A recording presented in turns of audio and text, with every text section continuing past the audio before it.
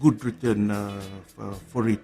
Because without the presence of our missions abroad, we would not have received the investors that are coming to Fiji.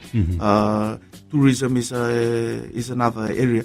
Because as I said initially, we are constantly being challenged by information that are available in the World Wide Web, on the internet, and blog sites that are portraying negative pictures about Fiji. And that is why it is very crucial that we have an office on all the continents of the world, so that we can engage constructively with our detractors and with our development partners. Because at the end of the day, the onus is on us, on Fiji, to win the argument against our political detractors that are out there. And I can say that with confidence that our diplomats that we've sent abroad are doing a very good job with the small numbers that they have in the mission. And mostly we have three diplomats per mission. Compared to, like if you go to other countries like in New Zealand and Australia, they have 10 times the size of that. But that does not discourage our officers. Every time we send an officer out to the field, we reassure them that like the whole staff at the ministry here in Suva are behind them, and we are available 24 hours, 7 days a week to provide them the support that they needed to carry out their work in the respective capitals in the world.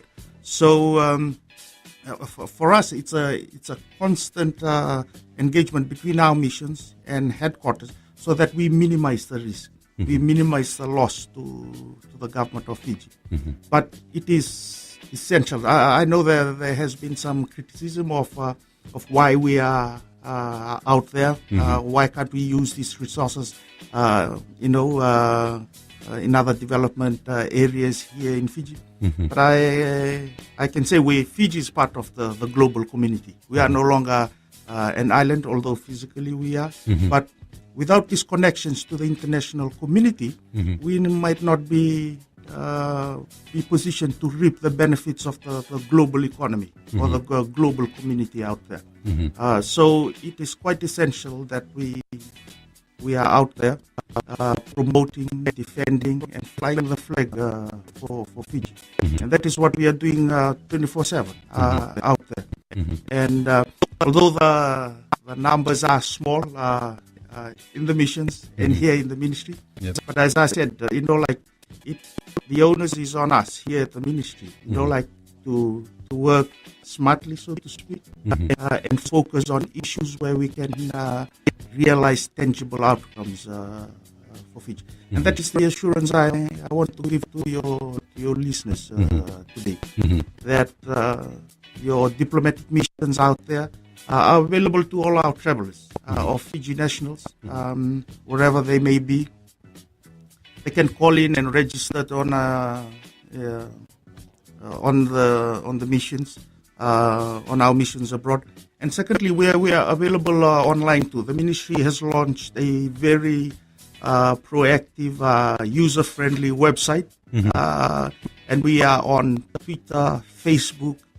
So we are very much a worldwide web user and a citizen. So for our nationals who are out there facing challenges with regards to anything where we can assist, I encourage them to get in touch, register online with our missions, or drop us a line here at the headquarters here in Suva, informing us of their business abroad. So, in addition to all the activities that I highlighted, we're also there for our nationals. I've served in London and Brussels, and numerous a time I had to drive down to the airport to meet some of our nationals who are stranded there. So often, people who've lost suitcases, and then that is part of our job. Like even in the middle of the night, we often come out to help our nationals out there. So I want to encourage your listeners that the missions out there in the world is a government office. And as taxpayers of this country, you are entitled to the services that they are providing. It's just like walking to a government office here. So that is a message I want to send out to your listeners. Absolutely. It's physical social networking. And as you mentioned, tweeting, you can tweet them as well. And also on Facebook, social networking on the World Wide Web. As we draw to a close, what can the people of Fiji do to assist government with these overseas missions? I know that government and diplomats have that challenge of going out to these countries and painting a picture of Fiji and what it truly is really like.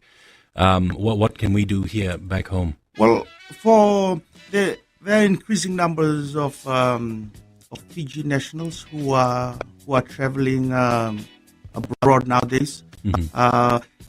One has just looked at the statistics from the provided by the Bureau of Stats, and you see that the numbers of the Fiji nationals traveling are in the hundreds of thousands. And for every time a person, any Fijian who leaves our shore, is an ambassador for Fiji. And that is, like how we can, how our Fiji nationals can assist the work that we do at the Ministry of Foreign Affairs. The actions of every Fiji nationals abroad, the message that we give out, how we manage our participation in the different activities, whether you're a student at a university in Japan or in Sydney, or whether you go as a church group or as a tourist. Whatever you say and whatever you do often reflects on the country that you. So my message to the people of Fiji and to your listeners, that it's quite important that that as travelers we need to be responsible, because every action or every word that we speak out in the world is a reflection of where we come from. And for nationals who are here and who can assist with the work that we do, you don't need to travel abroad to promote or be a good ambassador for Fiji. One of the requirements of the job requirements of the Ministry of Foreign Affairs is also to be a good host. So for our nationals who are here in Fiji, we have visitors coming all the time. In town right now are the leaders of the Melanesian Spearhead Group.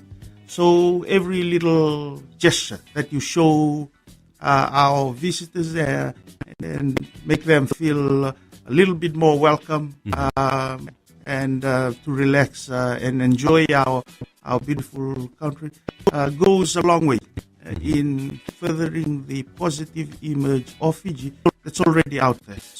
So to those who are traveling and to those who are in Fiji, the responsibility on us as Fiji nationals is quite high in trying to protect and promote the image and the reputation of our country. Well, there you have it. Talking to us about the role of Fiji overseas missions, the Permanent Secretary for Foreign Affairs, Mr. Saul O'Mara. Thank you so much for joining us.